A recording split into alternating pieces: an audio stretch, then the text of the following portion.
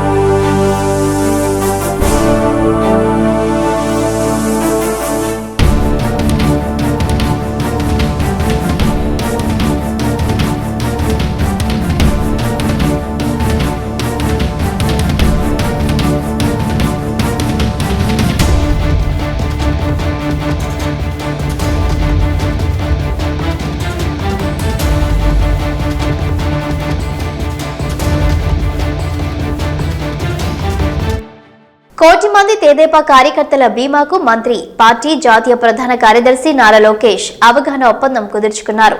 ఈ మేరకు United India కంపెనీతో పాటు తరపున ఎంఓయూ చేశారు. జనవరి 1 నుంచే ఇన్సూరెన్స్ కవర్ అయ్యేలా అగ్రిమెంట్ను రూపొందించారు. ఉన్నవాళ్లలోని నివాసంలో అవగాహన ఒప్పందంపై సంతకాలు చేశారు. ఇందులో భాగంగా కార్యకర్తలకు ప్రమాద బీమా వర్తించనుంది. కోటి మంది కార్యకర్తల కోసం ఒకేసారి ఇన్సూరెన్స్ సౌకర్యం కల్పించడం రాజకీయ పార్టీల చరిత్రలో ఇదే ప్రథమం. ఒప్పందం ప్రకారం జనవరి 1, 2025 నుంచి డిసెంబర్ 31, 2025 వరకు కోటి మంది కార్యకర్తల బీమా కోసం తొలి విడతలో 42 కోట్ల రూపాయలు పార్టీ చెల్లించింది. ఈ ఒప్పందం ప్రకారం కార్యకర్తలకు 5 లక్షల రూపాయల ప్రమాద బీమా లభిస్తుంది. కార్యకర్తల సంక్షేమ నిధి సారథిగా నారా లోకేష్ బాధ్యతలు చేపట్టాక క్యాడర్ సంక్షేమమే లక్ష్యంగా విప్లవాత్మక నిర్ణయాలు తీసుకున్నారు.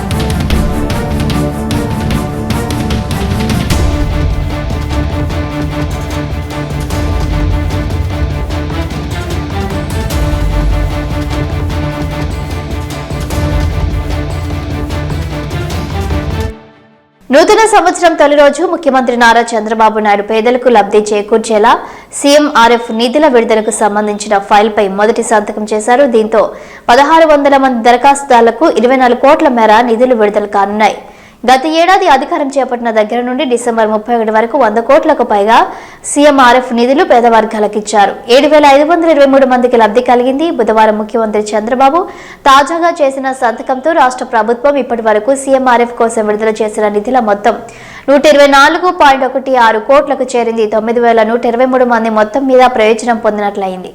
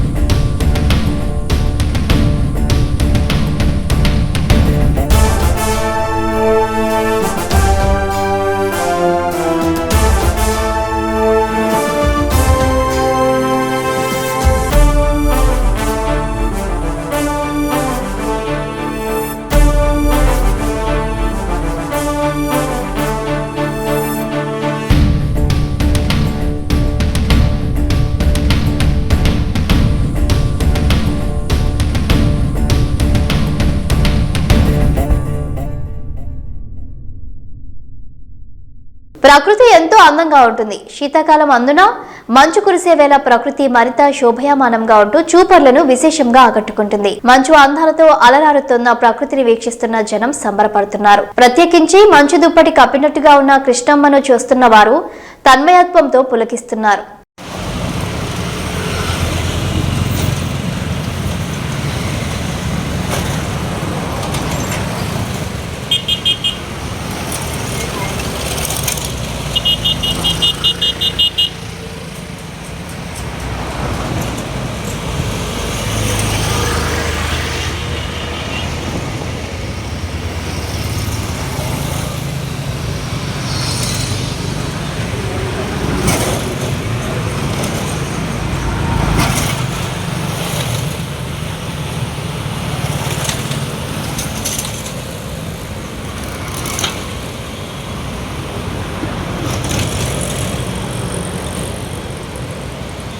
ఆంధ్రప్రదేశ్ ఉప ముఖ్యమంత్రి పవన్ కళ్యాణ్, మంత్రి నారా లోకేష్ బుధవారం రాత్రి గన్నవరం ఎయిర్పోర్ట్ లో కలుసుకున్నారు. అనుకోకుండా ఇరువురు నేతలు కలుసుకున్నారు. ఈ సందర్భంగా ఒకరినొకరు ఆప్యాయంగా పలకరించుకున్న పవన్, లోకేష్లు పరస్పరం న్యూ ఇయర్ శుభాకాంక్షలు తెలియజేసుకున్నారు.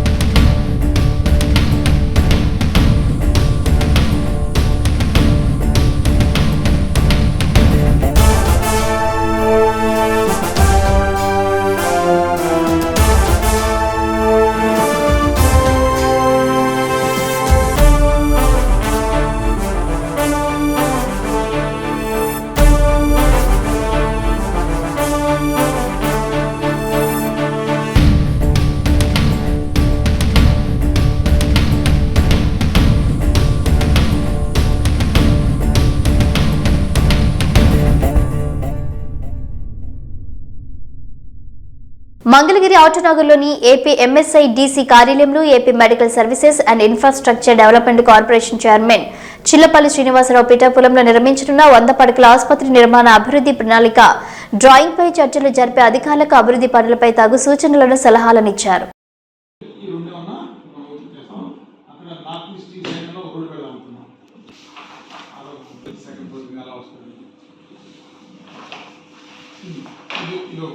ఇలా చేద్దాం.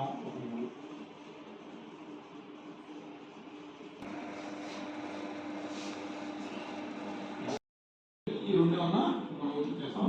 అక్కడ నార్త్ ఈస్ట్ సైడ్లో రోడ్డు పెడదాం అనుకున్నాం. సెకండ్ ఫ్లోర్ అలా వస్తుంది. ఇది ఒక ఇలా చేద్దాం.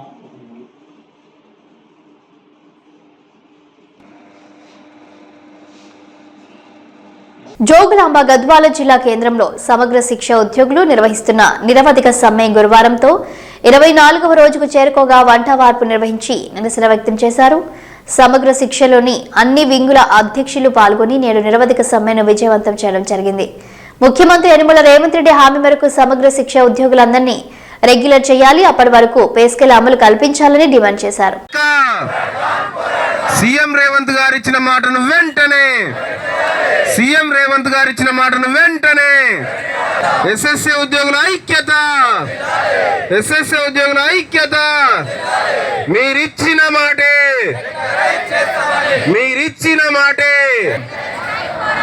రెగ్యులరైజ్ చేసేదాకా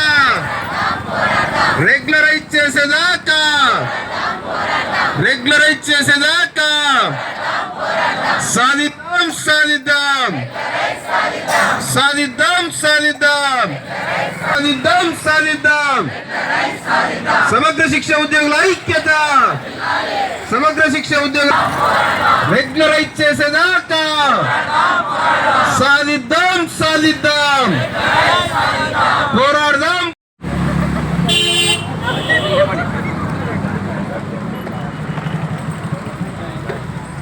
జిల్లా కోఆప్షన్ సభ్యులు ఎన్డి ఇషాక్ గారు నాకు మద్దతు తెలిపడానికి వచ్చారు. వారికి స్వాగతం, సుస్వాగతం.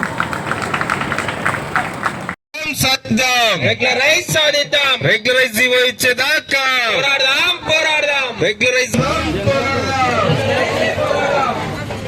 జీవో వచ్చేదాకా పోరాడదాం.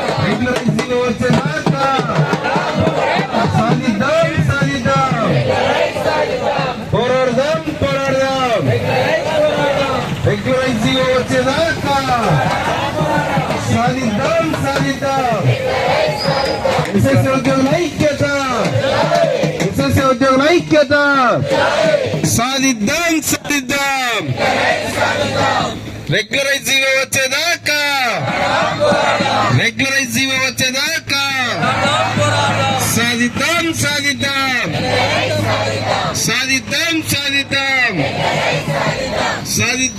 సాధిద్దాం.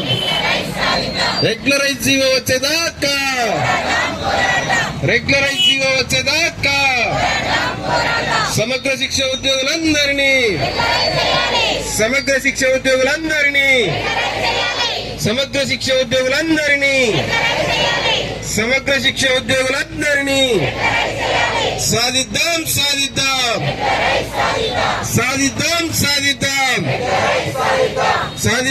సాధిద్దాం.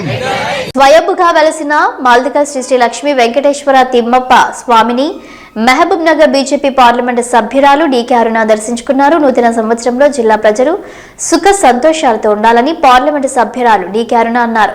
జోగులాంబ గద్వాల జిల్లా గద్వాల నియోజకవర్గంలోని మల్దకల్ శ్రీ స్వయంభూ లక్ష్మీ వెంకటేశ్వర స్వామి దేవాలయాన్ని డీకే అరుణ దర్శించుకుని ప్రత్యేక పూజలు నిర్వహించారు. ఈ సందర్భంగా ఆమెకు ఆలయ చైర్మన్ పట్వారి ప్రహ్లాదరావు అర్చకులు పూర్ణ కుంభంతో స్వాగతం పలికారు. అనంతరం దేవాలయంలో ప్రత్యేక పూజలు, అర్చనలు నిర్వహించారు. అనంతరం స్వామివారి శేషవస్త్రం చరిత్ర పుస్తకాన్ని ఆలయ చైర్మన్ ఎంపీకి అలంకరించారు. ఈ సందర్భంగా ఆమె మాట్లాడుతూ నూతన సంవత్సరంలో ప్రజలు, రైతులు సుఖ సంతోషాలతో వర్ధిల్లాలని ఆమె ఆకాంక్షించారు. నమస్కారం చేసుకోండి. జ్ఞాన భక్తి వైరాగ్య సిద్ధం అస్మాకానాం సహ కుటుంబానాం మమ అనుపవరమ యజమాన్యస్య గోత్రోద్భవస్య రాజోళ్ళ గోత్రోద్భవస్య చిరంజీవి శ్రీ డీకే నరసింహారెడ్డి నామధేస్య తద్ధర్మపత్ని లక్ష్మీ గోకుం సౌభాగ్యవతి డీకే అరుణమ్మ నామధేస్యానాం అందరి పేరు చెప్పుకోండి. సహ కుటుంబస్య స్థైర్య విజయ వీరాయు ఆరోగ్య ఐశ్వర్య అభివృద్ధత్వం ధర్మార్థ కామమోక్ష చతుర్విధ పద పురుషార్థ సిద్ధత్వం స్వయంభూ లక్ష్మీ ఇష్టదేవత స్వయంభూ లక్ష్మీ వెంకటేశ్వర స్వామి సన్నిధానౌ ప్రదోషకాలే దర్శనార్థం అహం భారతీయ ముఖ్య ప్రాణ లక్ష్మీ వెంకటేశ్వర స్వామి అష్టోత్తర శతనామ పూజా మహోత్సవం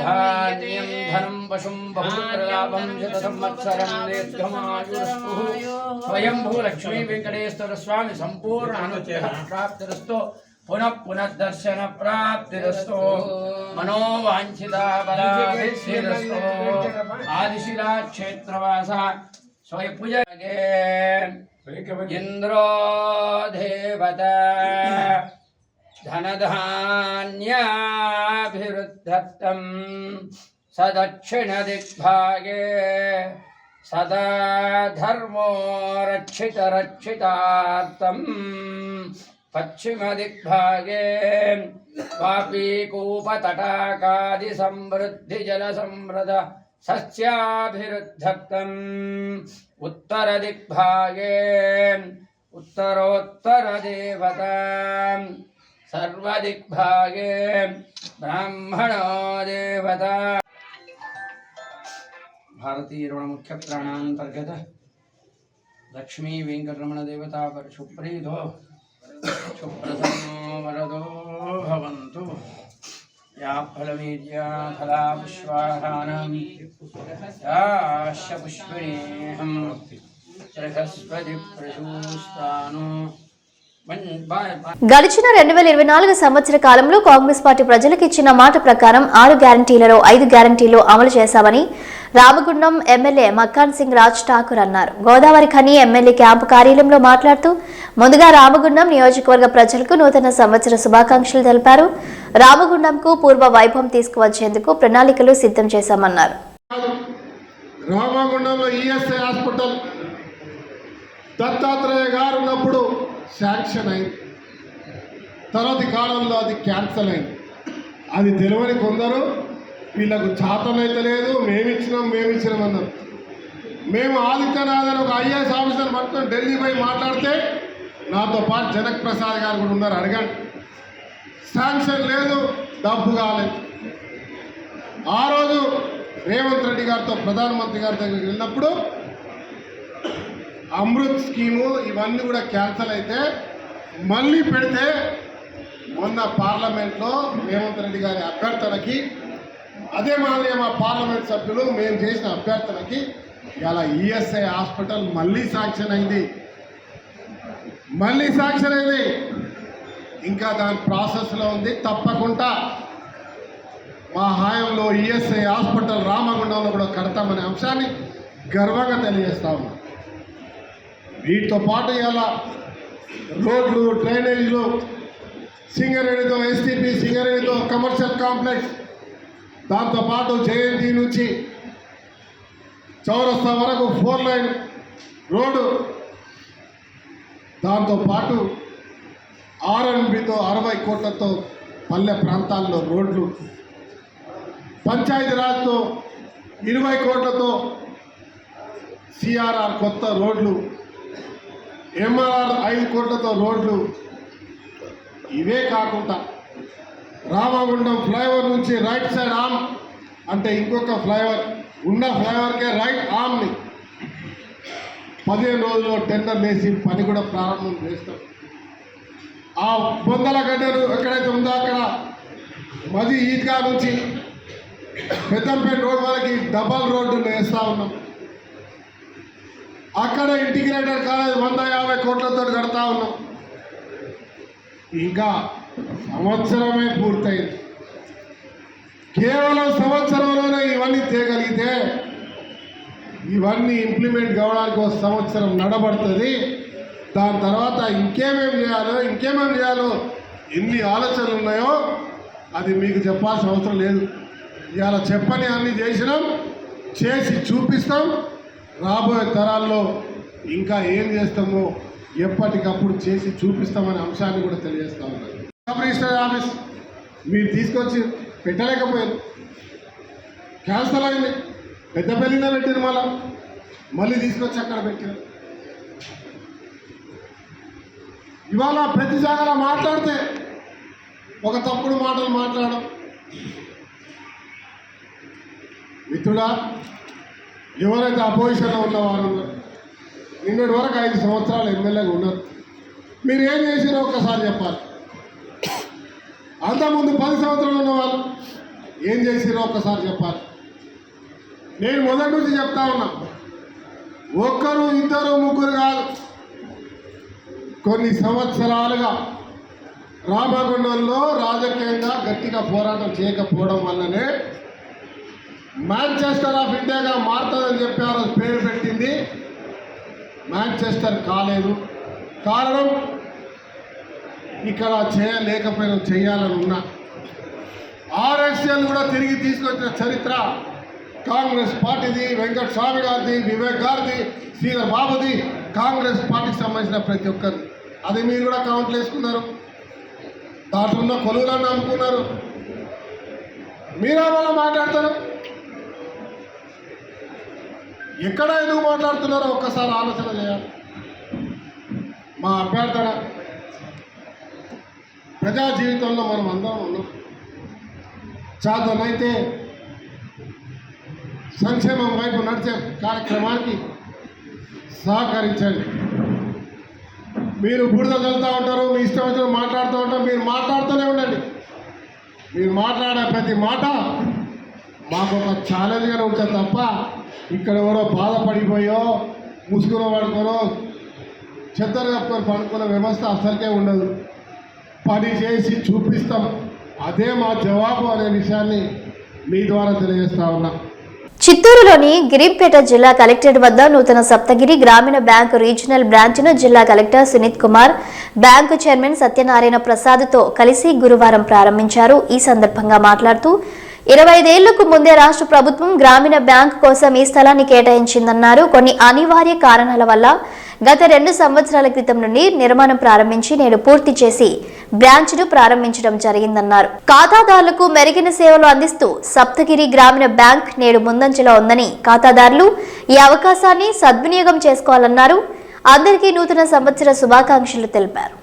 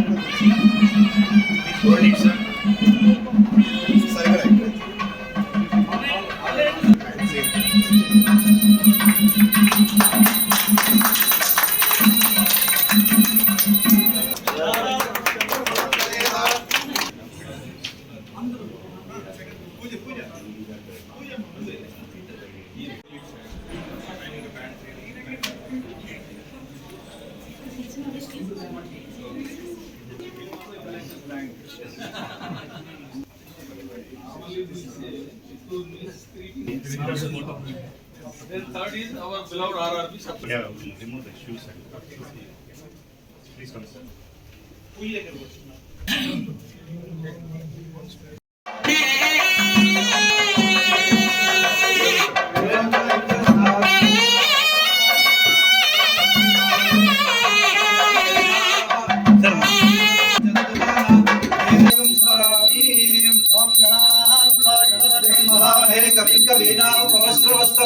ज्येष्ठराजं ब्रह्मणां ब्रह्मणस्पदान शृण्वन्नोतिभिस्सेदसादनं महागणपतये नमः वाजेभिर्वाजिनीवते श्री సప్తగిరి గ్రామీణ బ్యాంక్ చరిత్రలో ఎందుకంటే 20 సంవత్సరాల క్రితమే ఈ బ్యాంకుకి స్టేట్ గవర్నమెంట్ స్థలం ఇవ్వడం జరిగింది ఈ ప్రదేశంలో. సో దానికి చాలా విభిన్న కారణాలు ఉన్నాయి. ఇంతవరకు కొత్తగా బిల్డింగ్ ఏర్పడలేదు. గడిచిన 2 సంవత్సరాల్లో దీనికి గ్రామీణ బ్యాంకు రిటైరీస్ కానీ ప్రస్తుతం పనిచేస్తున్న సిబ్బంది కానీ వారి ఆకాంక్షల మేరకు కొత్తగా బిల్డింగ్ చేసుకున్నాము. ఈ బిల్డింగ్ దాదాపుగా 25,000 చదరపు అడుగుల విస్తీర్ణం ఉంది. స్టిల్ట్ పార్కింగ్ కాకుండా 3 ఫ్లోర్స్ ఉన్నాయి. సో ఈ గ్రామీణ బ్యాంక్ గురించి మీకు కొత్తగా చెప్పేది ఏం లేదు. ఆల్మోస్ట్ పెట్టిన సంవత్సరం నుంచి కూడా కన్సిస్టెంట్గా లాభాలు ఆర్జిస్తూ మన జిల్లా అభివృద్ధిలో పాలుపంచుకుంటుంది. సో ఈ ప్రారంభోత్సవానికి మన ప్రియతమ ఎమ్మెల్యే గారు జగన్మోహన్ రావు రావాల్సి ఉంది, కానీ ఆయన సడన్ ప్రోగ్రాం వలన బయట వెళ్ళడం జరిగింది. జీజేఎం ట్రస్టీ గారు వచ్చినారు. అలాగే మా ప్రియతమ ఎగ్జిక్యూటివ్ డైరెక్టర్ గారు ఇండియన్ బ్యాంకు ఇనాగ్రేట్ చేశారు బిల్డింగ్ని, స్లేట్ అన్వీలింగ్. అలాగే డిస్ట్రిక్ట్ కలెక్టర్ గారు వచ్చి మా హెచ్ఓ బిల్డింగ్ ఇనాగ్రేషన్ జరిగింది. HO premises 2nd floor. So collector గారు చాలా సపోర్టివ్గా ఉండి ఈ ప్రోగ్రాం దిగ్విజయం చేయడానికి తోడ్పడ్డారు. అలాగే ఈ సందర్భంగా అందరికీ, మా సిబ్బంది అందరికీ కూడా ఈ వీడియో ముఖంగా తెలియజేసేది ఏంటంటే, కారణాలు ఏమైనా కానీ ఖాతాదారుల సర్వీస్లో కొత్త పుంతలుగా తొక్కాలి. ఈ రోజు నుంచి మనల్ని పునరంకితం చేసుకుని జిల్లా అభివృద్ధి, అలాగే మనకి ఇంకొక జిల్లా కృష్ణా జిల్లాలో కూడా మనం పూర్తిగా 100 బ్రాంచెస్ పైన ఆపరేట్ చేస్తున్నాము. సో ఖాతాదారులందరికీ కూడా ఈ సందర్భంగా నూతన సంవత్సర శుభాకాంక్షలు తెలియజేస్తూ సెలవు తీసుకుంటున్నాను. థ్యాంక్